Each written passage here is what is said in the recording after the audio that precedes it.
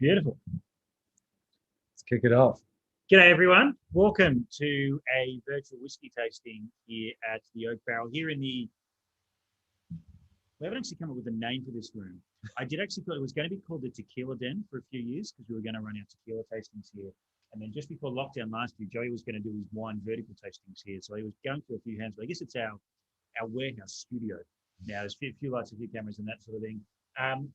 Here tonight to basically do the second half of the tasting that we did in the tasting room just opposite me here 3-4 weeks ago.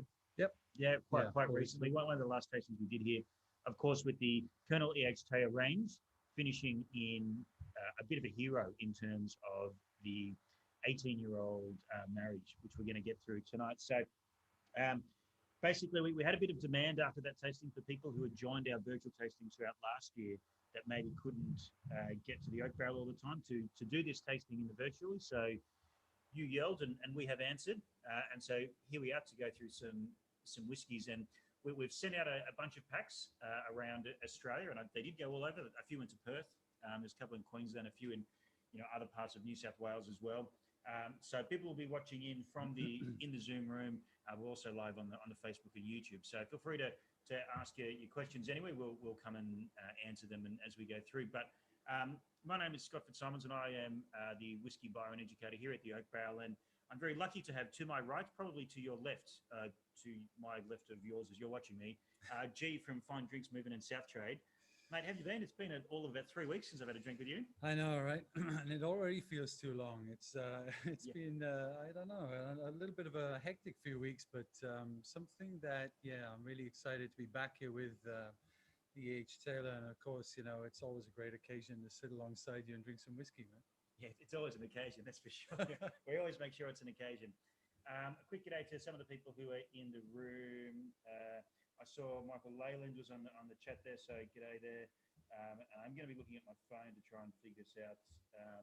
Jeff, but I know there are people in the room. I can't quite see you at the moment, but yeah, welcome. So, as well as I know this is an E.H. Taylor night, but just like we did at the physical tasting, I'm going to start with a Buffalo Trace and an Eagle Rare to sort of tell the story. So, I mean, we've skinned this cat in so many different ways about talking like what Buffalo Trace is and all the different brands that come from it and all the history that comes along with all those brands. Yeah. So as we pour our first dram, which is going to be the classic Buffalo Trace, maybe just like what does it mean to you as someone who not only works with the brands but is quite a heavy consumer of that particular whiskey? What does Buffalo Trace essentially? Yeah. Essentially the economy bourbon, for lack of a better word, or the entry level of the range. Yeah. Like what does it actually mean to you? Well, it's everyone has, I think, a link, a personal hook to a whiskey at a time and a place. For me, it was really, with Buffalo Trace, it was one of those where I was a young bartender. I'd say young, not particularly very young, but I was a bartender in London when this brand hit the market, right? And, we were at the time going through a transition of drink culture, a cocktail culture that was changing. We were drinking a lot more sort of serious drinks, a lot more of those drinks that called for fewer ingredients and better quality and that sort of thing. So, back at the end of the 90s, it was still all about your neo martinis and things that were fruity and a little bit kind of special and blended. Yeah. But then it kind of shifted into this sort of old school kind of pre-prohibition style again, right? So the old fashions, the Manhattans, the Sazeracs and such, and that sort of thing. And so Buffalo Trace was launched in 1999 as a global brand. And when it hit the market in London, it just seemed to, just jump off the rails. It was every bartender wanted to have it in their hand. They wanted to make cocktails with it. They wanted to have it as a go-to bourbon, and so for me back in those days, it's almost been like the start of a love affair of what has now gone through 20 plus years, right? We're not going to number how many years. We're just going to say just years. We'll leave it there. Yeah. So that's really the start of my journey with this beautiful brand, and everything in between. Yeah. Well, I mean that on that note, I reckon we should pour ourselves a little bit of Absolutely. put the free drinks to one side and Yeah. Mm. see we do suffer for our art here. You know, we had to have an opener just to make sure that we could talk about this properly. Yeah. So if you do lucky enough to grab one of the packs, and we did actually sell out of the packs, but when we bundled them all up, there was a little bit more, so I put a couple online on the weekend. But if you did get one of the packs, they're 15 ml pours, which is exactly the same as what we pour in the tasting room. So and right here as well, yeah, obviously. Bang on 15. Yeah. My arm has been regulated by the Weights and Measures Act of 1978, I believe. Yeah. But yeah, and just before I forget, because I know I will forget, and I'll post this in the chat on the thing. We're doing free shipping on all Buffalo Trace products tonight, just for part of the beautiful. For part of the occasion. Includes the one of the duffel bags as well, which I'll talk about in a bit because cool. I want to take one home. Yeah, no, they're great. They're really fantastic bags. I use them for my sport actually, when I get to play sport.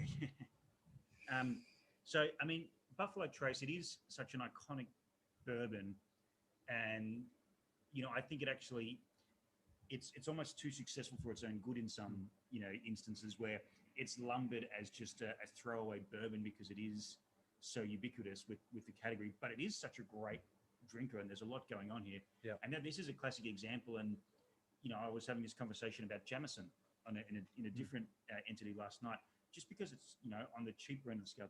Don't even think about that. Just like when you're trying something expensive, don't think about that. Yeah. Drink it for what it is, and if you take all of that away, this is a cracking little drink.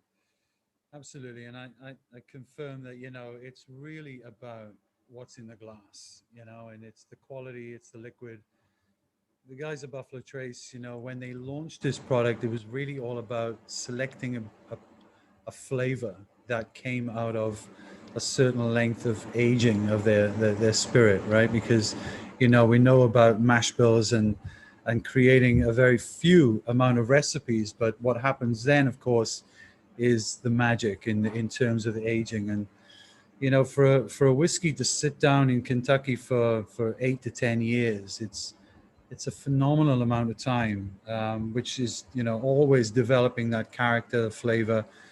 And as you said, for almost like a price pointed kind of aspect, then it punches well above its weight. Yeah, right? Just incredible. I mean, if I can click my own link here and find out exactly what we're selling it, but it's not a huge amount that we. And again, I hate talking about price when it comes to whiskey. But I think it's relevant in that sort of that in some cases it is. Yeah, right, because we're talking about what is effectively a premium whiskey, right, in any category, whether it's American, Irish, Scotch, Japanese. It's a premium whiskey. Yeah. But for its price point, it's just incredible, like its affordability and the quality of it. So I always kind of like to mention that, but we don't hanker on that. I just think that it's more of it's a touch point. But let's talk more about the quality of the juice. Just to put it into perspective, I just did a double check. So we sell it on the shelf for $55, so it's $49.50 for members. I have spent $50 in far worse ways than a bottle of Buffalo Trace. I will take that. That's two cocktails in a city bar. Right? Yeah, exactly. Yeah. A quick g'day to Alex Darlenberg, who says g'day to G as well, listening in on the Facebook there. G'day, Alex. I know who's, again, maybe consumed one or more bottles of Buffalo Trace in their time. Just a few, I think, over the years. Yeah, absolutely. So 8 to 10 years. Now, it's not disclosed. We know it's a Kentucky straight, so we know it's older than 4, but it's 8 to 10. Yeah. It's a bourbon, so 51% in at least of corn. Do we know what the mash bill is, or is that kept pretty close to the chest? Yeah, it is. Look, it's never really been divulged in terms of percentages, which is it's kind of a funny story that when some years ago, I think it was when Harlan actually toured Australia, he was here, right? It was like 2014 or 15, something like that. Just before I started here at the Oak Barrel, so about 7 years ago. It was a funny time because we traveled around the country together, and we would put on these great tasting sessions where loads of questions would be asked. Of course, it's the master distiller, and everybody wants to know about this, that, and the other. But the key questions that generally came up were all about what's the percentage of rye and what's the percentage of corn and that sort of thing. And Harlem's quite funny about that, where he would never divulge the exact percentage, but always then relate a story when he was in his apprenticeship and had the luxury of traveling around various distilleries in Kentucky. And back in the day, you had outside the mash bills your old sort of chalkboards, where the percentages would be written up there. And so as a clever young man, he'd be kind of, taking note of that sort of stuff. But look, yeah, it's not something that we generally divulge, but at the same time, I think that, there's a lot of speculation about high rye, low rye content, that sort of thing. What I find is that ultimately, when you look at a rye style bourbon, the majority of corn generally gets overpowered by that rye, during that aging process. And whether you're 4 or 5 year old or 6, 7 or 8 to 10 year olds, that's where the change of that flavor takes place, because the majority, maybe 72% corn, is generally overpowered during that aging process by the what is the flavoring grain, right? The rye. So, in terms of that, I think it's like that quintessential rye flavored bourbon. You've got enough spice, you got a sweetness, but there's almost like that smoky kind of element that comes through from the charring and the rye. It's an interesting point because, often you talk about bourbons, and not just Buffalo Trace, but bourbons in general, in relation to that flavoring grain content, the rye. For people who might not have tried it, because there is a whole nother category called corn whiskey, which is, I think, 90% and up. And there's some really high. If you had to describe the flavor of distilled, matured corn spirit / whiskey, like what is it? The sweetness? Is it like what is coming through there? Yeah. So, I mean, again, I think that, when you select your grains, your mash bill is important because of your base spirit, right? And that spirit is really where you start from. You can't really start a magical journey with a rough spirit, a bad spirit. And so it's 2 seconds. Sorry. and that's good. Yeah. So, the technique and the skill about creating that spirit is everything. And of course, your mash bill, your recipe to get the balance that you need for your spirit is all important. We go from 51% corn, I think it's up to 80%, because then over 80, I think, is the threshold into that corn whiskey. But from there, you could then add in, almost all of the remainder of your mash bill could be another grain, which could be a flavoring grain, right? Some rye whiskeys end up being a very high rye percentage and just malted barley, rather than, a lower rye with corn. So it really, I think for me, is, yes, you need to get your base spirit where you want it to be, but only in relation to then how it reacts with the oak in the aging process, right? So it's a lot of trial and error, right? And it's a lot of experimental and taste and flavors and everything that goes along with that. Like a Buffalo Trace, we pretty much taste every barrel every 6 months, so that it's recorded what that flavor profile is happening in the aging process in the barrel. So it's not a lucky dip at the end of 8 to 10 years. You kind of know where you're going. I find that quite fascinating because it's, you don't see that in too many other forms of whiskey elsewhere in the world. There's other blends, but to be so precise about the structures, and we've spoken about Weller at the oak barrel at length. I forget if it was last year or the year before, but it might have been early last year, might have been January last year, before the world imploded. And just like what the influence of wheat can do, and just like texturally. So I find that quite fascinating. But great little sipper. And it's quite. I love doing this compared to the second whiskey we're going to do, the Eagle Rare. Exactly. Because on spec, if you take away the bottles, take away the labels, and you put in 2 glasses next to on spec, they should be quite similar.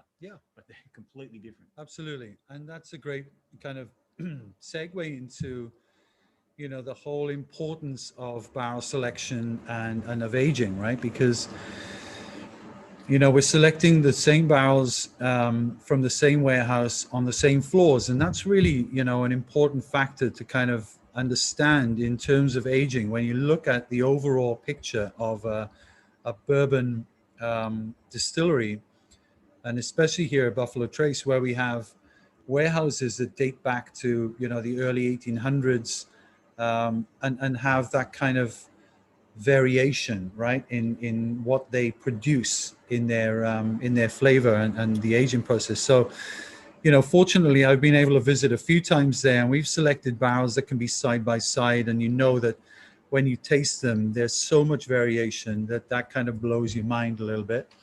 It helps you understand that the critical part then is the selection, but also the tasting panel, and there is a very, you know, incredibly like meticulous process that the whiskeys go through before they get to bottling stage, right? Yeah. But yeah, from Buffalo to Eagle, same warehouse, same floors. We look at the sweet spot, the middle floors, 3 warehouses, C, I, and K, and we're basically picking, you know, at a batch for Buffalo Trace, we'll pick around about 45 to 50 barrels, and they will be, you know, selected and tasted before going to bottling. For Eagle Rare, you know, very recently, Eagle Rare was a single barrel bottling process. Now it's just gone a little bit over that mark, whereby we're just continuing that bottle process. So effectively the same thing, but we can't guarantee that every bottle will be single barrel. Yeah. Okay. But again, it's kind of like that selection of maybe 30 barrels, 35 barrels that are hand selected and tasted, and then they'll go to the bottling hall, which is literally the size of this wonderful studio slash the warehouse studio. Yeah. right here. Yeah. So look, in variation, 8 to 10 years Buffalo Trace, a minimum of 10 years for Eagle Rare, and yeah, look, just the variations can be quite vast. I was waiting. I hope someone screen grabbed that. Just tried to pour myself a whiskey with the top on. I promise it's only my 3rd whiskey of the day. I promise. At least I didn't leave the cap to the camera on. It was Exactly. Yeah. So Eagle Rare, like as a brand, dates back to the 70s. You know, when that was launched, it was around about 74 as a brand, but a real standout. It's still like to my knowledge, the only bourbon that has managed to get so many double gold medals, like year on, year out. I think it was like 5 double golds from San Fran in a period where, you know, at the time, single barrel bourbon really wasn't a thing, right?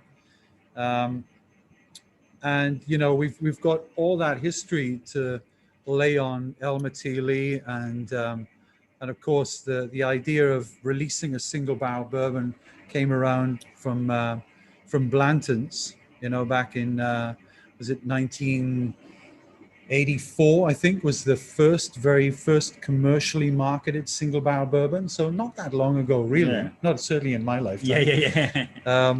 But still, I mean, from where we've gone from that point in terms of, you know, the whiskey and the American whiskey bourbon category that we enjoy today has been immense, right? It's something that really only happens in bourbon, is that commercial quantity single barrel type release. Do you think that's just because they are tasting the barrels and they, you know, the warehouses are quite controlled and they control the oak source in a lot of the times as well, that you can almost create that consistency from barrel to barrel? I think so. And again, although we have variations, and with single barrels, of course, there's going to be little, you know, whether there's flavor variations or nuances in character.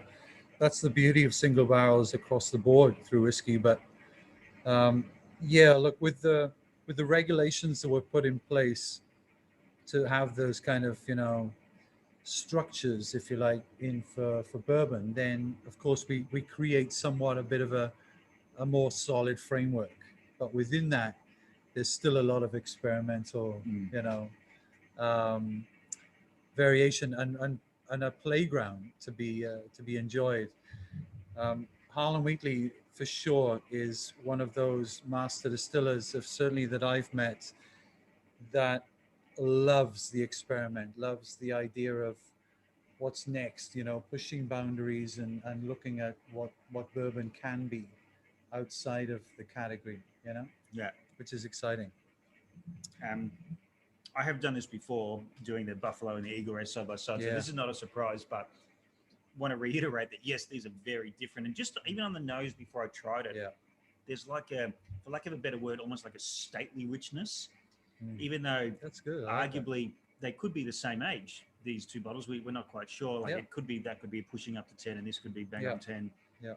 But it just feels like the older brother, or like Mm. the older sibling that's sitting back and in the chair while the young Buffalo Trace is still out kicking the footy outside type thing. It just I don't know whether it's like that That's darker great. caramel on the nose, but it feels that little bit more restrained and Yeah. I used to think that there was more clarity in the flavor, but I don't know whether that's altogether true. I don't know whether I like to use those kind of words, because then that puts thoughts in everyone's mind about what they might be experiencing, because of course we taste different things, we experience different things. But forever, as I can remember tasting the two side by side, I always just thought that there was just a little bit more of an expression in the whiskey, right, from the Eagle Rare. I don't know. Yeah. But yeah, it's still close enough to be enjoyed side by side. Yeah, sure. yeah.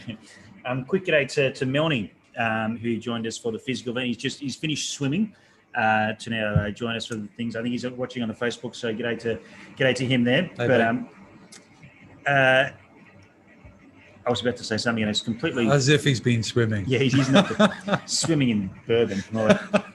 Yeah, but like it was interesting what you were just saying there about the word clarity and what that puts in people's minds, and I think that's a big thing. That sort of power of perception and forcing tasting notes. So I don't really talk about tasting notes too much. Yeah. But I do have to warn you, after the chat that I had last night with our little whiskey roundtable, there was a question that came up about words used too often, and so I use the word aggressive too often. Yeah, right. And Dave Broom said, he used the word compelling too often. So we actually swapped. Okay. So if I use the word compelling too much in this tasting, let me know. Smack me around the head and I'll stop using it. Excellent, because I use the word aggressive as well when I talk about aging rye whiskey. Yeah. So I got to stop saying aggressive when it comes to whiskey. Yeah, but the round table was a real treat last night. That was fun, fantastic. Yeah. Great stuff. Just want to throw it out to the people, whether you're watching on the Zoom or the YouTube on the Facebook, and you are scattered everywhere tonight. I can see that in the little studio I've got here. I think everyone would agree that there's a bit of difference here, but I'd actually be interested to see, if everyone, and I wouldn't necessarily one's better than the other. There's different moods, as we're sort of talking about. Absolutely, so be interesting to see from the people drinking at home who've got the tasting packs, whether whatever mood they're in right now is leaning towards one or the other. So chuck that in the comments, and we can continue that discussion as well, because that's very good. Whiskey's about sharing and talking. That is very good, actually. And, it can be a mood. It can be, what you've just eaten, what you've just, how you're feeling in the day, whether you've just got home after, I don't know, maybe their day's been a little bit hectic. Yeah. I was going to say something else then, but that's right. Everyone's over 18 on this stream, so I was just thinking that those kind of moods can reflect as well, right? Because sometimes I can sit back and enjoy a whiskey that I haven't opened for a while, and it can be quite a different experience, from maybe the previous time I enjoyed it. But yeah, look, it's just one of those wonderful things if you get the opportunity to put them side by side and do the little Pepsi challenge. Couple of questions coming through here, and I'm sorry I might have missed one or two of them because I've got my phone as a panelist here, but as a participant. So, Stephen Gottlieb, really good question here. The Eagle Rare is 45% and the Buffalo Trace is 40%. What role do you think the ABV difference plays in terms of that end flavor profile? Great question. So, look, I think that and Craig has actually just followed that up by saying, as a cask strength nut, the 45 on the Eagle Rare helps. So I think he's in the mood for an Eagle Rare tonight, is what he's saying there. Yeah, definitely. Right. So, I mean, going back to the comment maybe about clarity, that could be an element there, because, that extra 5% does or can, deliver a little bit more of that flavor in terms of the length of the palate. I think, when you've got the additional 5% that just allows you to kind of, balance those flavors a little more. But, not forgetting that the Buffalo Trace in the US is a 45% liquid, right? And it was here um, for some years when I started with South Trade. Unfortunately, we had to make a decision where, I'll say unfortunately, I think we've come out quite well, but we had to make a decision whereby, were we going to allow more people to enjoy this product, and try and get the price to a point where we could open it up a little more. And even to those that don't know about tax and excise, 5% can mean the difference between a bottle being picked up off the shelf or not, right? Um, what I do love to sort of follow on with that is the fact that, Harlan Wheatley and the team of tasters at Buffalo Trace select this product. So it's not like we've gone, okay, just put some more water in it and send it over to Australia. It's a product that we still, firmly hold our hat to, and something that we love. But in terms of the question there, I think really that 5% delivers a bit of length, a bit of flavor, maybe some finish on the end. What do you reckon? Yeah, I think so. It feels, and maybe that's what I'm picking up on the nose as well. Yeah. That sort of that bigger, richer, more Brighter. brooding, Yeah. sort of the flavors are more apparent. That could well come down to that as well. Yeah. Um, Also, whether you're watching on the Zoom or the Facebook, whatever, if you can't, if there's any issues with the audio, just let me know and we'll fix it as well. But let me know if you can't hear me or anything. But I think there's a few ways to skin this particular cat. Well, there's more than a few when it comes to Buffalo Trace. But I think that's probably my favorite one to do, is to do the Buffalo Trace and the Eagle Rare, to get an understanding of the distillery, what they produce at a base level. Yeah. But I think it's I think it's now probably time to move into what we're here for, which is has long been, and I dare say the E.H. Taylor small batch was the bourbon that got me into bourbon. Really? Yeah. Cool. Where is it on the end here? It was Dram Club years, so it would have been 8 or 9 years ago. Is it this one? Yeah. Yep. Yep. It's got me into bourbon for the first time, and it just sort of epitomized what a bourbon could mean and taste like in terms of its power and structure and all those flavors. So it's always a joy to go back to this, but looking at all, it's got all the right things written on the label. It's got, straight bourbon, bottled in bond. It's a really cool looking bottle. I know you don't judge whiskies by bottles, but they are cool looking bottles. Yeah, it's a great little package, right? Yeah. In terms of this brand, I mean, the story goes all the way back to the bottled in bond excise. Yeah. Well, look, when we talk about E.H. Taylor, we talk about the modern bourbon movement, right? Because up until this guy, everything was kind of rough and ready, a little bit, moonshine, made up in the hills, burning all kinds of liquid to try and sell as a whiskey, with some questionable additives over the course of time. Yeah, which we won't go into. You think your preservatives are bad today? Go back 150 years. Exactly, right? So, E.H. Taylor was kind of the guy that sort of set the level, set the benchmark for what American whiskey, what bourbon could be, and we've kind of followed in that footstep, right? To make sure that we've adhered to those regulations in a set kind of pattern.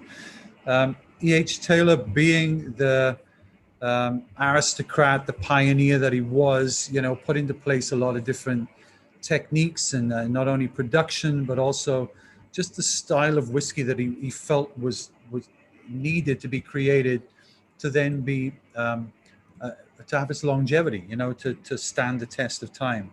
So back in the 1870s, he started this distillery right on the banks of the Kentucky River there, the site of the old Leestown site, which was the Buffalo Trace, the settlement, and really created the first modern distillery, and poured it was marked a $70,000, into this modern distillery, which in those days, the 1870s was a truckload of money, right? Yeah. So, you can imagine the excitement around that, and of course, then to introduce different modern techniques with distillation and using copper and things like that, which is really a mark of incredible quality.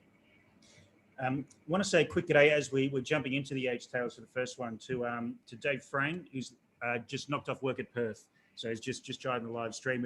It's G'day, still going to Dave. be there to watch back later unrecorded. But you have done Buffalo Trace and Eagle Rare. We're now on to the EH Taylor, which let's be honest is really why we're here. Yeah, exactly. It's great to drink those ones. Yeah. We love them, but it is why we we're were here. just waiting for you, Dave. That was it, right? But yeah, look, I mean, as a range of whiskies, in a kind of homage to E.H. Taylor, this just could not be better. What a great start. Small batch. Again, no real regulation or stipulation around what small batch means. To some distilleries can be a lot more barrels than others, so we won't go into that. But really what we're looking at is a very small hand-selected amount of barrels from the Colonel's favorite and pretty much his main warehouse C, built in I think 1881, and really looking at those kind of, again, sweet spot barrels that shine in the fact that we can just marry about 20-30 barrels together to create what effectively is maybe between a 9 and 11-year-old whiskey, right? But just that expression of brightness and the barrel select is everything about the H. Taylor, right? This is something that comes up quite a bit. You mentioned with I believe it was the Buffalo Trace, the first one, that it came from warehouses CINNK. CINK. Yeah, this is coming from C predominantly. C, yeah. Like, what is the difference between those warehouses, and how does that affect? And are there, if you were working at the distillery, could you taste something and go, oh, that's definitely C rather than N? Or is it a size thing? Is it a location thing? Like, what impacts that? Yeah. So, I mean, in a very short kind of synopsis, the distillery up until 2 years ago really only had around 12 warehouses, right? So they all hold kind of between, I don't know, 20 to 45,000 barrels, right? Depending on their shape and size.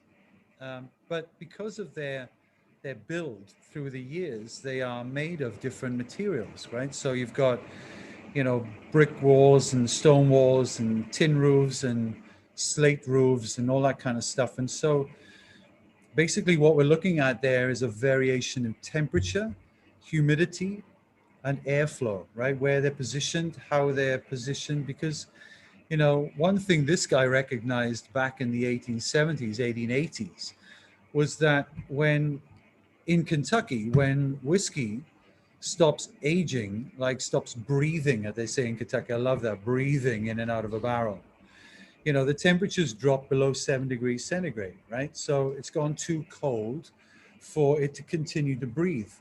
And so what he introduced was this world first kind of temperature controlled warehousing, where he started to heat the warehouse with some radiated kind of like pipes, right? Steam warehouses, steam heating. And so that kind of continued the aging process even through the colder months, and really through that process of, lying dormant, which, for other parts of the world is quite a frequent thing, right? But his idea was to continue the aging process through those colder months.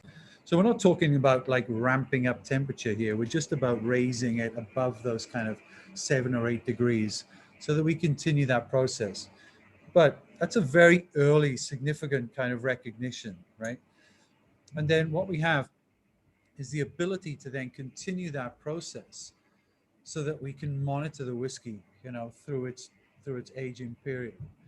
I think it's just one of those incredible things. Like, as a pioneer, as a first, E.H. Taylor pretty much did it all, reverse osmosis, steam warehousing, new techniques of production, all sorts of different things that he introduced. I mean, one of the funniest things for me to look back on my early days of Buffalo Trace was the Bung Up Method.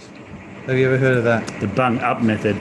So I've just, so just a couple of notice that the volume for us might be going up and down, but I've just made a couple of changes. So if anyone could just give us a yay or nay whether that fixed it, but we'll give it a go. But no, I'm not familiar with the. Oh, that's when I throw my pen away. All right, the Bung Up Method. Bung Up Method.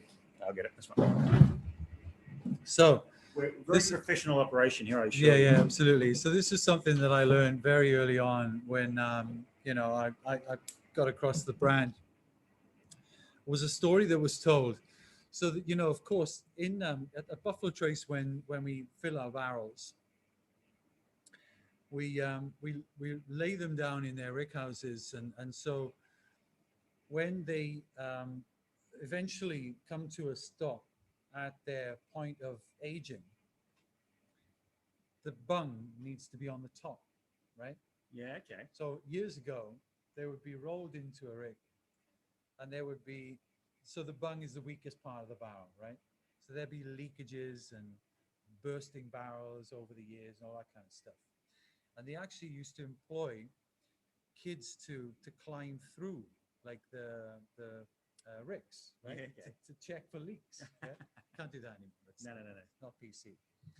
However, the bung up method basically meant that, you timed your barrel, right? So you spun it on its entry so that when it came to its place of resting, that it had the bung facing up, right? I know it's a simple kind of thing, but isn't it a weird thing to consider? It is, but the bung up method. Can you imagine how much whiskey you'd lose if it was facing down? Yeah.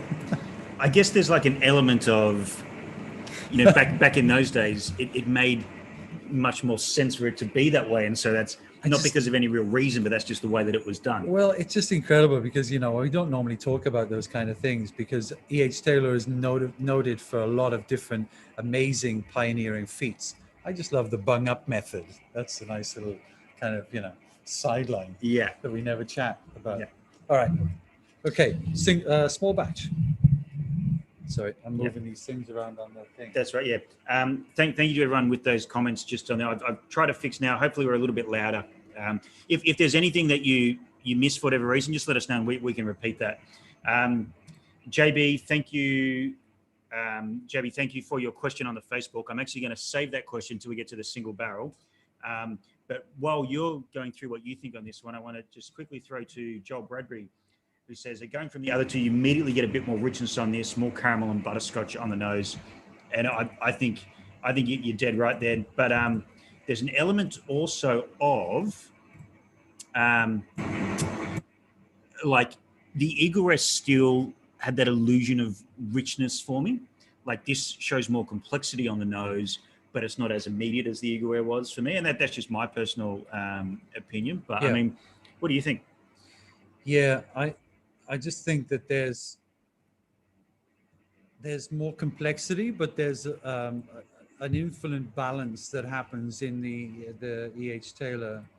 Actually, the range across the board, but the small batch is just, it's almost like an elevator, process of that whiskey. And it really is about that. It's about selection, right? Because if you talk to Drew Mayville, who is the master blender here at Buffalo Trace, it's really all about finding the cream of the crop in the selection of barrels to go into that selection. Because when you think of the base, the core spirit, we're talking about the same mash bill, right?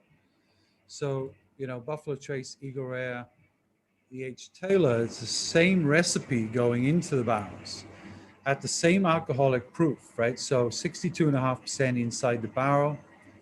And we're aging in effectively the same warehouse in the same floors. When we select them, it's really about that, picking out the finer barrels to go into another selection. Yeah.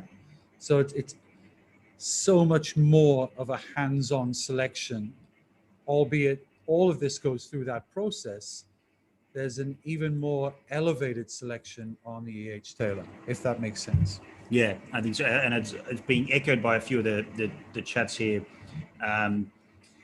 Dave and I think Dave and Joel are having a conversation with each other, but one's on YouTube, one's on the Facebook at the moment. Bit more fruity, I think, than the Eagle Rare. But yeah, Dave also says, as I bring it up, yeah, richness is bang on, particularly compared to where we just came from. And I think, I was talking a lot about the aroma, the nose, but certainly the texture and the palate is just mouth coating, which I think, going back to what I was saying before, this, and I probably hadn't tried it. It was probably the first bottle in Bondi I tried when I did try it 8 or 9 years ago, and it just won me over. And I think it was potentially the whiskey, but also the style of whiskey that was like, yeah, this is okay. This is something I can get behind in a big way. Yeah, yeah, and again, I mean, you recognize Bottle and Bond across the board, and I'm sure most people know about that, so we won't kind of go through it in too much detail, but it's a significant element of the flavor profile because of that selection and the and again the extension of that ABV, right, or proof in this case, 100 proof, 50%. So jumping up from 40 to 45 to 50, and that single kind of almost like scrutinized, kind of honed in selection process, right? There's only a select amount of barrels that will make the grade for the small batch E.H. Taylor, but with less water added then for bottling, of course, right? It's a little bit sharper again. I get the fruit though. Whoever made that comment, I like that. It definitely has more fruit for me. Yeah. Okay, what's next? Single barrel, I think, is our next one in the lineup. Uh-oh. This could be the end of the night for a lot of people. You reckon this is the best one in the lineup? Well, I think, overall, there's an incredible amount of excitement around the single barrel just because of, again, the process, maybe the slight flavor variations from batch to batch. And again, just that kind of selection process, right? It's something that the guys at Buffalo Trace talk about in terms of, why is it different between that and that, right? And literally, it just comes down to the fact that after picking the cream of the crop, they then single out again, like another process of, okay, this is single barrel, right? So when you look at the barrel selection out of however many thousands of barrels are aging in the warehouse, and then you pick your 30 or whatever, and then you pick your 20 and 10 and 1, it's just off the chart. Yeah. No, and if we roll back to what we were talking about before, in the concept of Eagle Rare was a single barrel, you've tried more single barrels than I would have, particularly over the a few years. How different are the individual barrels? Obviously, they're still in the same ballpark, but how different do you find those variations? I think it gets more evident when you go into something like the antique collection, but with the process here, with what used to be Eagle Rare single barrel and now anything that we produce, at the distillery we have a team of what can be, a minimum of 5 tasters in a panel in the tasting room, right? So overall, they employ around about 20 something tasters, but on a day, 5 tasters are involved, and as a minimum, plus then the master blender and maybe the master distiller comes in. But that selection is all about a unanimous decision, right? So if any one of those tasters decide that barrel doesn't fit the profile, then we remove that from the tasting board and carry on, or bring another in. But it's all about unanimous decisions. So it's not like we kind of argue at 80% or whatever. So even that itself is such a meticulous process that you understand that although there are flavor variations, nuances that you may pick out, it's not really going to stop a galloping horse, right? Yeah. You know, um, but it's nice to try because, you know, to get from one year to the next and try them side by side. Hey, I've been doing it for a long time. Yeah. That's what you need to do. Good segue into the question that JB asked a little while ago that I'm going to go back to. Question about the single barrel range, been thinking about, as majority of us love a good story behind where the God's nectar we are drinking comes from. Good words there. Is there a reason as to why they do not add the barrel details on the label? You know, for example, the exact barrel number and that sort of thing. Is that just just a thing of labeling and difficulty, or? Yeah, no, I mean, I don't think that there's a real need for that kind of uh, whether it's a tracing or tracking process, but there are there are details on the bottle that allow you to understand which batch and which year it's been selected. So we can share that information so that you're able to then, when you look at a bottle, to see when and where it's been picked, right? um, but in terms of a sort of label recognition, it's never really been something that's been overly important for Buffalo Trace over the years. It's really been more about them understanding what they have in terms of their production, and allowing then the consumer to kind of make up their own mind as to whether that's worthy of an age profile, right? Because when we talk about age, it's very subjective, I think. In Kentucky, from 8 to 10 years to single barrel, probably around about maybe close to 12 years. Um, the difference is huge, but in different forms, Yeah. right? It's not something you can just put a number on, right? We don't really pick age, we pick flavor, right? So yeah, it's a question that comes up all the time about why isn't there a statement on there, but yeah, it's never really been of a huge importance for the distillery, even back when in the days of George T. Stagg and Albert Blanton. Yeah. Single barrel, beautiful. It's I mean, take the word E.H. Taylor out of the situation, take the word bourbon out of the conversation.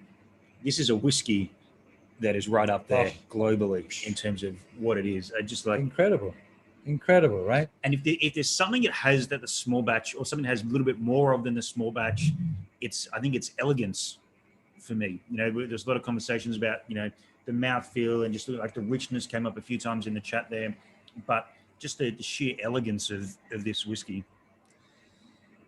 And what I love about it also is that it's able to create that creamy mouthfeel after almost 12 years of aging,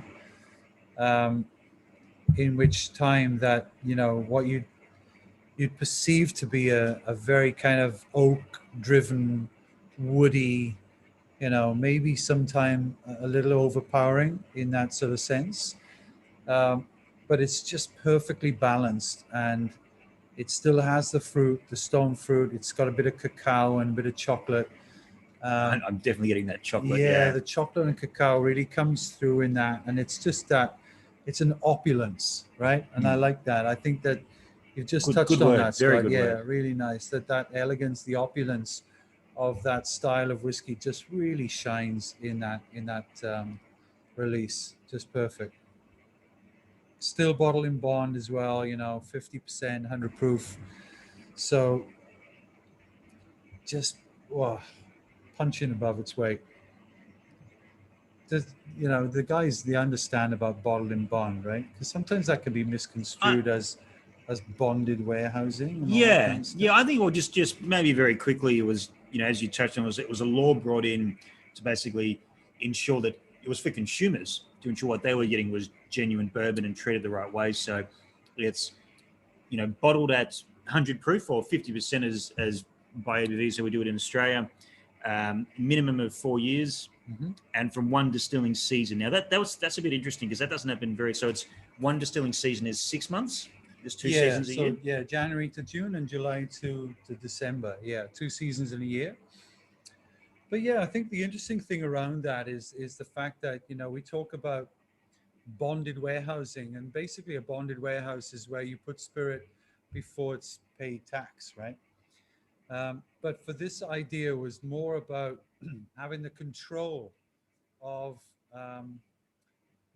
the spirit not being maybe tampered or in any way adulterated. Yeah, as Joel comments on the thing, it's actually bourbon and not vodka mixed with things in the bathtub. And he jokes, but that's pretty much what it was. Yeah, there's some horrendous stories about what was added to spirit to make it either colored or taste different. And, of course, look, going back historically, these guys from 1773 were shipping whiskey in barrels down to New Orleans from Kentucky. So, the alteration in that spirit from leaving Kentucky to getting to New Orleans would, of course, taken on a big effect. And it just became a very popular choice because stamped with where it came from in terms of the county, it was always about, can I get that bourbon whiskey? Yeah. So it was a great story back even then from the early settlements. But this guy, just elevated everything and took it to the next level, which we're still enjoying today. Yeah, it's going to be interesting, and I don't want to jinx it, but we had a bit of a, not a clear winner, but there was definitely one whiskey when we did this tasting in the physical realm that no one had a bad word to say. There was, it was, if it wasn't their favorite, it was in their top 3. So it's going to be interesting to see what happens afterwards. But another comment here. And Joel's actually gone back to the small batch a little bit and looking for that. So a lighter caramel and milk chocolate with some red skins, peaches, and cream. Got to say, I think I preferred the more butterscotch flavor profile of the small batch, which is interesting. And that's, again, it just comes what we did with the first two. It's not better or worse. It's just, and in this case, reasonably slightly, but just different. Absolutely. And butterscotch is a really great character to pick out of that as well. That's something that often doesn't get highlighted in terms of tasting. And as Scott mentioned earlier, I never really like to kind of suggest tasting notes like, this is what you should be experiencing because, we're all different and we all taste different things. So, but butterscotch is it's a great flavor profile to get out of that whiskey, right? Because that's something that you want more of. Like, I remember when I was a kid, my granddad used to make butterscotch and toffee and caramel and all that kind of stuff. And those are the aromas and the tastes that you remember, right? So they spark that memory, from being a child. Sadly, he didn't have very much whiskey at the time. So. But that's such a huge thing as well. Like I know for me, and it's not just whiskey, but all drinks, and particularly gin, because a lot of lavender gets thrown in gin. I remember walking to primary school every day during certain months of the year, and just on the street I lived, everyone had a jacaranda, like a lavender tree out the front, and all the jasmine, heaps of that sort of stuff. Yeah. A lot of J word and L words, but for whatever reason, that was the way we did it in Wentworthville, apparently. Yeah. So when that happens, it's like an onslaught for me. Yeah. But if you didn't grow up like that, macadamia nut tree, and everyone's saying peanuts and, almonds, and that's like, no, that's macadamia nuts. Yeah. But no one grew up in this, apart from my family, no one grew up in the same house that I did. So you're all going to have these different things, and that's what it is. Absolutely. It's grain, water, yeast, if you want to call like copper and oak an ingredient as well. Yeah. All these flavors we're talking about is our memories that we're pulling upon, and Absolutely. all our memories. And we grew up on very different sides of the world, let alone different continents, streets. right? Yeah. Different sides of the world, right? You know, and that's a beautiful thing as well. And I think that that's ever more apparent in the more and more spirits that we try, not just whiskeys, but of course, you know, you just mentioned gin and everything that we experience these days, because everything has a connection somewhere, right? You know, whether it's a new fragrance that you think, oh wow, I don't know where that's from, but it reminds me of this, you know. Yeah. So it all kind of ties in, and that's why, you know, we love doing these kind of events where we spend so much time with our nose in the glass, Yeah. right? Oh yeah. And it is such a great opportunity. Unless you're at a bar and make an effort, you might own all 6 of these whiskies at home. You're very unlikely to do them in a vertical tasting. Oh yeah. You'll reach for one and then you maybe finish on something different. Or at a bar, you'll go through it, but you've got to make an effort to do it and really concentrate. This is what I love about these tastings, because it's such a great way to understand the spirit and actually, you know, maybe plays with some preconceptions. Like I remember when we did this a couple of weeks ago, I thought the small batch across all of them was my favorite. And then I did them and was like, actually, that single barrel is a little bit better than I remember it. Yeah, it's just like, that's absolutely banging. So it sort of changes what everyone does it. You get those preconceived ideas and you might not have tried something for 6 months. And then you come back and it's like, okay, Exactly. I was either in a really good mood or a really bad mood when I first tried it. And it's actually much better, or, you know, not quite as good as what I remember it. Yeah.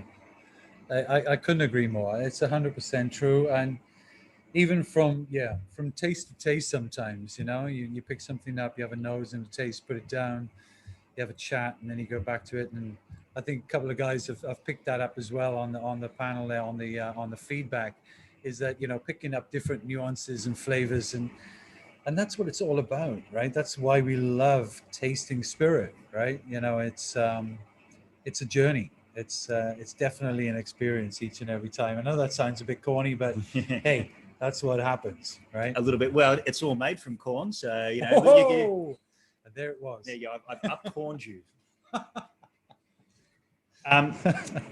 Now, moving on to the 5th whiskey. Now, we undenied about doing this, but I think it worked when we did it in the virtual, the physical one, was to do the rye 5th and not last. Yeah. Because 5th, I think so, because 5th and 6th, they're both flavor bombs. That's how do you want to do the other one first? I forget, which way did we do it? I think we did it this way, but on reflection. Well, do you want to do it the other way? Do you want to? I think we might just flip it. Is that Okay, that going to cause too many problems for Absolutely. everyone? Not everyone's got it at home.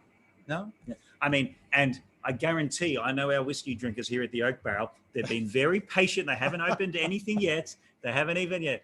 I mean, they've probably got nothing left by last Tuesday when it first arrived. But no, I think what we're going to do is we're going to jump ahead, because the rye is a bit of a flavor bomb. Yeah, I think so. I think it would be nice to get the marriage just, you know, in there whilst we're, you know, looking at this style of bourbon effectively, right? Rather than the rye bombs. And then, you know, God, just go into this kind of, again, a playground of flavors. Just incredible. So as soon as I said that, David comments, sniffing doesn't count, right? No, very well, very good done. We're good self-control, David. But on the Zoom chat, Craig's way ahead of us, because he's already got some questions about this next whiskey. So we better hurry up and pour it. Yeah, come on. Move it. Now, I did say at the start of this tasting, obviously we're offering free shipping on all Buffalo Trace products for tonight. If you go to that link I sent through on the Oak Barrel. But don't come and ask me for the 18-year-old marriage, because there's none left. If I do free shipping if I could, but it doesn't exist anymore. This is it, right there, done. And we'll drink this after the cast. So see you later. Yeah. Now we're going to share it. So you're moving on to something very special, the 18-year marriage, which. Yeah. Look, what I really love about the whole E.H. Taylor range is the experimentation that goes on, allowing Harlan Wheatley to really play with, you know, styles and flavors, and to release a sort of a variation of whiskeys that come underneath this banner, which is a mark of quality already, right? So I think that, just in terms of how we talk about E.H. Taylor, we're already starting off on, probably the highest level of whiskey that we can in this category. And then we have these kind of single releases of, I remember years ago, there was a tornado that ripped through the site at Buffalo Trace and took off, half of the exterior wall of Warehouse C and a lot of the roof. The reports were that, bricks and slate were traveling for miles in this incredible cyclone, kind of tornado cyclone. But, the barrels inside, they stood fast. They weren't going anywhere. They kind of held on to their ricks.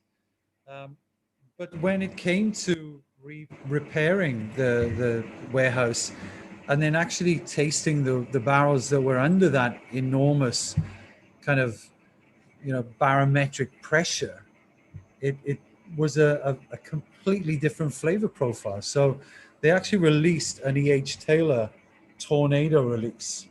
And I was lucky enough to be in New Orleans and taste some of that side by side to the regular kind of small batch. And my God, it was like somebody blindfolded me and poured a completely different whiskey. Yeah, right. Oh, it was incredible.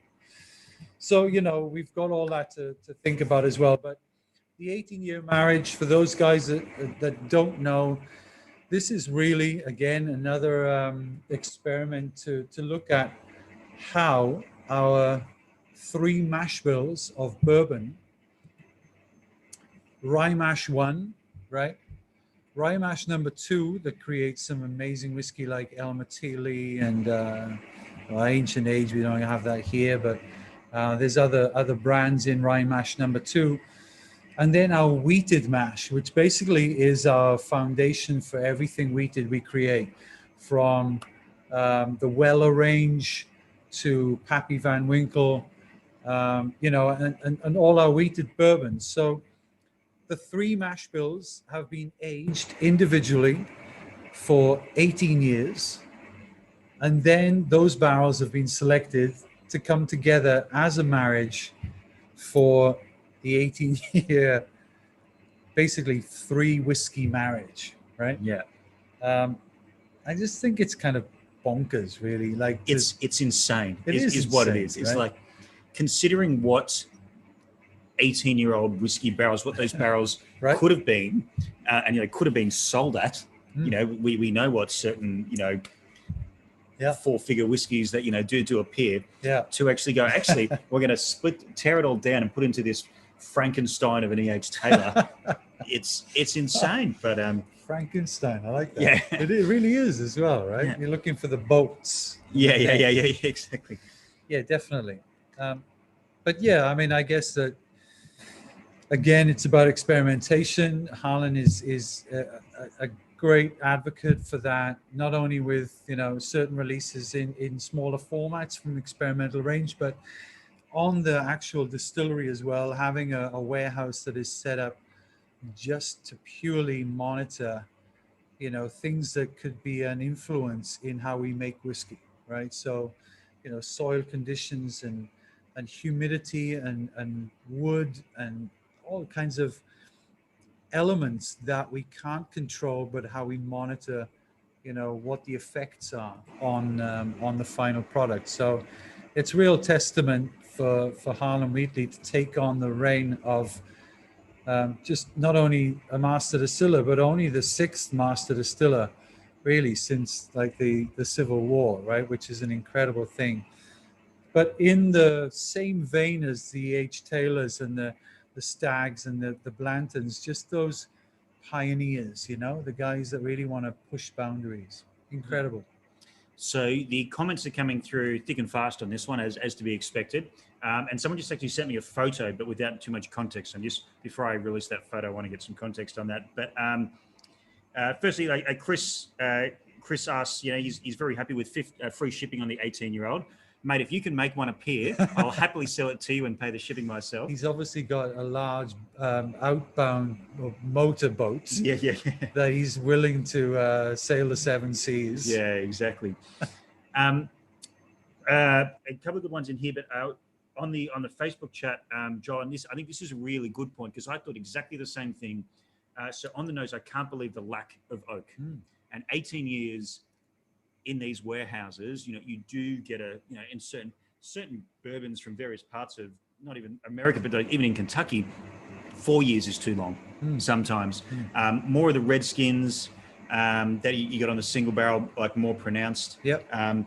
Interesting question, and maybe it's the mash bill mix that answers this from Craig. When in the context of Scotch whiskey, peak diminishes over time. Does the corn element of bourbon lessen over time?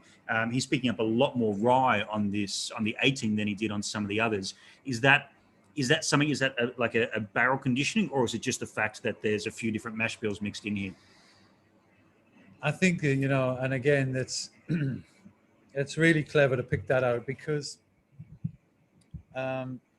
in my I don't know how many years now with bourbon, but essentially from understanding mash bills and how they react with their aging process, is that albeit a 70+% dominant corn percentage and recipe, it's the aging process that allows that to be engulfed, right? And that's the key word. It's almost as if we talk about a flavoring grain, right?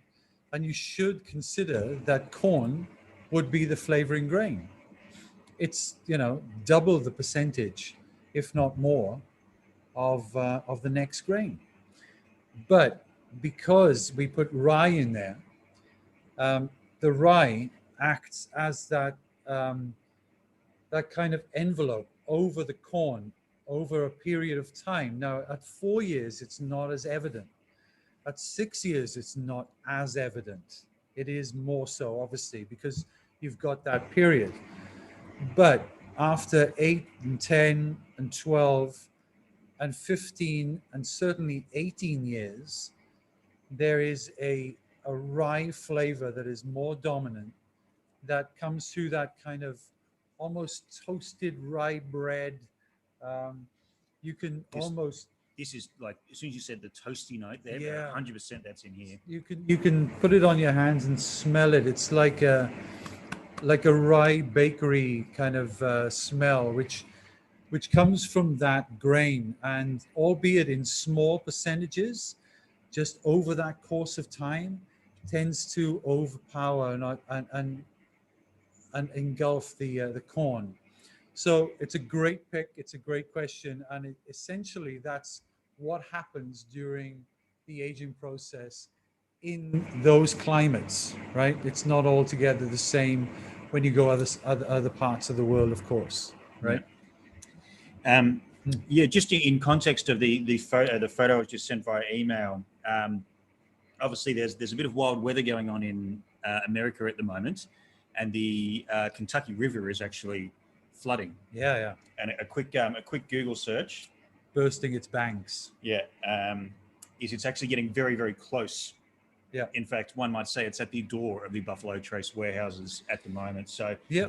While we were talking about like the tornado thing, we hope everyone, first and foremost, stays safe over there in Kentucky. But also, as a secondary element, we hope that barrels are staying high and dry as much as possible. Well, otherwise there'll be a quick E.H. Taylor flood release coming soon. Yeah, exactly. You know what I mean, that over the history of bourbon in Kentucky, of course, from those enormous historical notes of 1770s and 1780s, early settlements, of course, with creating whiskey on the banks of the Kentucky River, of course, there's a lot of distilleries that have been unfortunately put paid to with floods and fires and of course prohibition, right? A big part to play in the sort of seizure or the closure of a lot of distilleries. But on the site that we're at, the Buffalo Trace Distillery, we've been very fortunate. Yes, we went through the floods,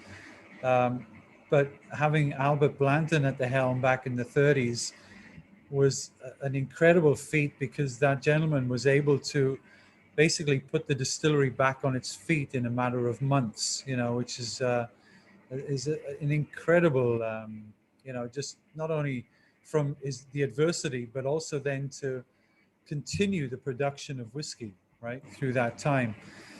Of course, we're in a position where we are open to the elements.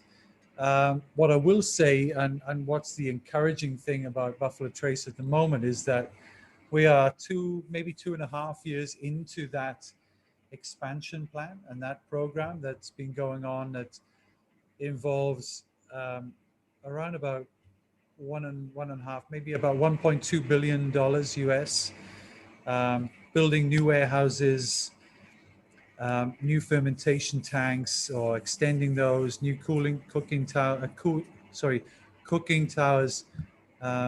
water tower, and all that kind of stuff. We're not getting rid of anything else. We're just increasing. What I'd love to say about the warehousing is that where we're positioning those, we are being very smart about the locations. So, we're looking at the eventuality of flooding and fires and that sort of thing. And of course, we have very high-tech advancement these days. So the warehouses being, I don't know, holding some 58,500 barrels each. It's a few. We're holding, we're trying to build one every, I don't know, 3 or 4 months. Yeah. So we're looking to expand pretty big. I mean, they cost about $8 million to build and about $22 million to fill. So it's investment. Yeah, if you thought the construction, costs were bad, wait till you have to fill the bloody thing. A couple more comments coming through here. The best nosing bourbon I've had, and I agree, the nose on this is unbelievable. It's, and probably more so than the first two that we've tried, it's the palate, I think, is a little bit different than the nose. It's a bit more of a journey, whereas the single barrel and the small batch were very cohesive in their journey. But this nose is sort of one thing, and the palate wants to do something else. Yeah. And for those who were sort of commenting on, I wouldn't mind one of these. Someone in the Zoom chat has piped in saying the 18-year marriage is going for about £1,400 on Whiskey Auctioneer at the moment. So that's roughly about $3,000, right? Yeah. Well, just under maybe. Yeah, just under. But by the time you pay the hammer price, get into the country, you're looking at about, you not get much change out of $3,500, I think, Australian. Yeah, definitely. Wow. So I definitely sold my 2 bottles for far less than I should have. They were for about $300, I think, 350. So, but that's the nature of it. Like, secondary market will always do what the secondary market is. But I think it's really important, and I know a shout out to obviously G, but the whole team at South Trade that make these sorts of things possible by giving me access to this stuff, because otherwise we wouldn't be able to do this. And there would be, 40 people less that would have tried this whiskey in the world. Well, exactly. And that's really important, I think, not only for us being here, but also for everybody that manages to get a little bit of liquid on lips, where it's a sampling, it's a taste. I don't know. I mean, I'm the worst collector in the world. So, I can't keep anything for longer than 5 minutes. So if I get a bottle of something, I'll open it and hopefully share it with as many people as possible, which I hope really that is what is happening. When you do get your hands on something like this, that you open it and share it with your either your nearest and dearest, or your the guy down the road that you've been trying to outdo for the last 10 years in acquisitions. But look, whiskey's made to be drank, right? It's a great thing to sit on a shelf. But and I'm not saying they're not works of art. They are works of art. There's something I do love, and I think you're probably in the same boat as me sometimes, because I don't really drink whiskey at home anymore.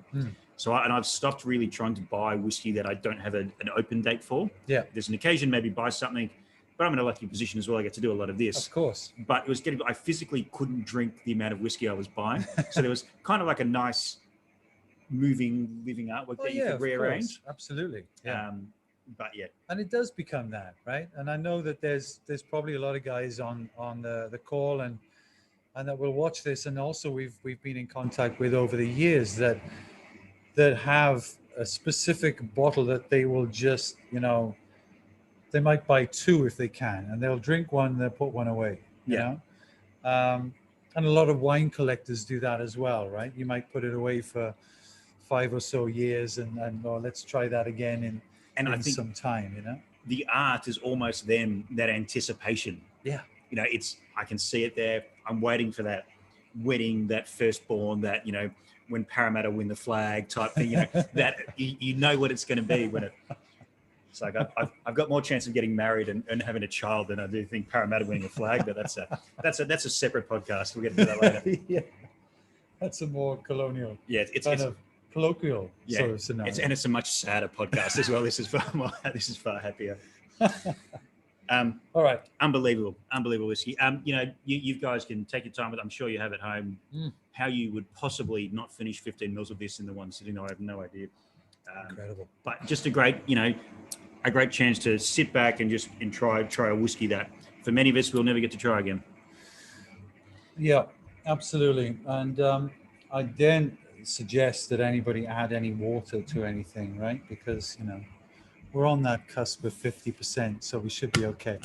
Yeah, 100%. All right. All right, on to our final whiskey of the night, final official whiskey of the night. One of the best things about these virtual tastings is, I don't have to clean up any glassware when we finish, but also everyone's sitting in their lounge room or their whiskey drinking area, which means they can reach whatever they want after this. But this is our final official one. The straight rye, which is fun enough, and again, don't want to talk about price, but is out of the three core ranges that we see, the most expensive of the three, but also the one that ticks over the quickest. I think it's probably the one that's in the most demand by people. Yeah, and look, there's a lot of chat around the rye mash at Buffalo Trace, and we have a scenario where. Can I talk about it? I can. Remember, this is here for eternity. So okay, maybe I shouldn't. All right. So once upon a time, at Buffalo Trace, of course, we're famous for our 4 mash bills. That's 2 rye bourbon, 1 wheated bourbon, and now straight rye. And then there was a 5th mash bill introduced to create what was affectionately known as the E.H. Taylor rye. And again, being experimental, right? So because of that, we look at a mash bill that includes a very high rye content as opposed to our regular rye whiskey, which, just sort of bounces over that 51% benchmark of regulation grains. Whereas the H. Taylor rye was like a 95% rye and 5% malted barley. And just to put this in perspective, you mentioned earlier that Buffalo Trace doesn't talk about mash bills and quantities. So this is a little bit of insider running here. It's a bit of an insider running. So, I may very well be shown my cards after this. Yeah. But also, if you're listening America, please up our allocations. Yeah. We're doing it out of love. Send us more before I get fired. Yeah. But look, I think that, again, going in line of what we do at Buffalo Trace, what the element is of experimentation and trying to look at different flavors and profiles. There's nothing quite like this at all. I mean, I've tried high rye content whiskeys, and some then they've been fantastic. I just think that something of that quantity should not work. It doesn't really kind of on paper. You should just go, yeah, that's not going to happen. Yeah. But because of again, two of those things where the spirit, the love of the spirit, the aging process, the selection of barrels, and the marriage of all those things come together in this almost, for me, perfectly balanced product, which is just, yeah, off the chart. For a straight rye whiskey, this is punching well above. Is it correct in saying that there's no other whiskey in the Buffalo Trace stable family that has this same mash bill? No, that's So it. This is utterly unique for what it is. One of a kind. Yeah, to my knowledge. I mean, like, there may be releases in between that have happened, but to my knowledge, it's all about this one and that singular mash bill. And I'm yet to understand whether that's a continued thing, whether they might just, kind of go back to the 4 mash bills and create the rye that they do. Because, of course, the rye whiskey makes the Sazerac, right? The Sazerac 6-year-old is amazing. That makes the 18-year-old. It also makes the Thomas Handy, right? It makes every rye whiskey like it. I was going to reach for a bottle. Yeah. It makes now the Van Winkle 13-year-old, right? That's the mash bill. So the two things that separate those flavors is aging and selection. So how old you are and where you've been picked from, what warehouse and what age, right? And that's significant to everything that we do. This is just bonkers, though. That should not work, but that's crazy. It's so good. It's, again, it's... Oh, God, smell it. Oh, my God. At risk of using that elegance word again, it's not a word that you always associate with rye whiskies. No. They're meant to be driving and punchy and dry and aggressive. That word I'm not allowed to say. Yeah. But this is quite compelling, Yeah. which is a word I am allowed to say this week. Thanks, Dave. Yeah. But it's like, it is, and there's a lot, it's layered, and there's a whole lot of things going on here. Yeah. It is incredibly layered and complex, and it just has that story where it opens up on your palate and just wants to keep going. It's it's a journey, right? Yeah. You just got to get on it. Good question. I was just about to ask, because of that flavor profile, I'm assuming there is some, aging of consequence on this. Like, are we pushing up towards that 8-year mark as well here, or? Yeah, of course. So that's another good point, because of the, generally when we age rye whiskies, it's a lot less of our, bourbon counterparts, as you learn and people will know. And 6 years is really kind of like the sweet spot of a rye. And that is basically a rye that is a low percentage of rye with a lot of corn and a little bit of malted barley, right? So the corn is acting as that buffer, that's that sort of softener, right, in there. When you have something that is 95% rye, 5% barley, you're really just relying on your position in the warehouse and the conditions in which you are able to then age, right? Am I being pulled up by this? I saw a Milne question there. Oh, no, he was talking about water. I'm sure Milne will pull you up after the stream. You pulled me up. But he was talking about touch of water. He says a touch of water helps today, but it varies for me each day. Maybe he's trying to tell us that he actually did go for a swim when we don't believe him. He swallowed too much chlorine. That was the problem. Too much salt water, mate. No, I think that, when you look at, just touching on that sort of strength and water issue, I think if you look at something that's around 50%, if it's too hot for you, right? If it's too aggressive, sorry. No, it's all yours. I can't use it. Just drop a little bit of water in there and just cut it a little bit. Like, you can be really pedantic about the amount of water. You can get those little pipettes and all that kind of stuff. But don't sacrifice the flavor of the spirit just because you think you should be enjoying it at a certain percentage. You know what I mean? Yeah. So find where you are most comfortable with the spirit. And this, it's not about here right now. That can be anything, right? Cask strength whiskeys, 60%, 70%.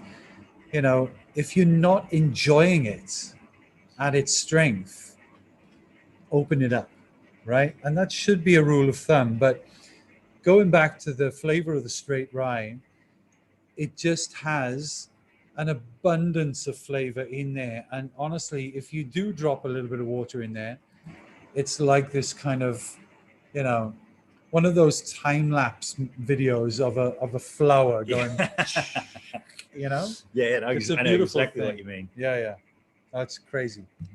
It's actually it's quite interesting, and I have absolutely no scientific, knowledge to back this up. But I've found that spirits in general maturity in more tropical, warmer climates, so like high proof bourbons, Caribbean rums, even down to Australian whiskies, Yep. tend to not take water as well Mm. as, say, like a high proof Scotch whiskey or a high proof overproof cognac or something like that. Yep. Like those sort of cooler climate continental aging products seem to adapt to that water and add complexity. When I've had more than a couple of above 50, like 60 percent whiskeys that just sort of fall apart. Yep. And I'm sure there's probably a reason for that. Yeah, no, good call. That's a really good call, actually. And again, I have hopefully a scientist or someone who knows more than I can sort of back that up somehow, or maybe it's just personal preference. But I've often found that they were born in this harsh, warm, those lungs breathing. They're those barrels acting like lungs breathing. They're working really hard. Yeah. It wants to be at that percentage. Yeah. If you try and bring it down, it just sort of falls apart. Yeah. That's interesting. Yeah. That is really interesting. Yeah. And I've never really even kind of considered that as a factor. I actually just thought of it then. Yeah. I just was like, I don't cut my rums, and because you said pipettes, and we had Richard Seal from the Foursquare Distillery here, and we were drinking some like 60% rums a few years ago. I went to put out pipettes, and I was like, what the hell are you doing? Like, what are you going to do to my rum? I was like, sorry, Richard. What are they for? Yeah, exactly. Good comment here from Matt Wooler, who's one of the Scotch whiskey tasting champs in Australia. It says, if I bring it up here, Stag Junior, which is quite an intense, proper barrel cut proof. Seriously intense bourbons that often needs to be cut due to its proof. And I agree there. I think that's one of those occasions, maybe the exception that proves the rule. Those sort of mid 60s sort of ABV. So what we're talking 131 proof. Yeah.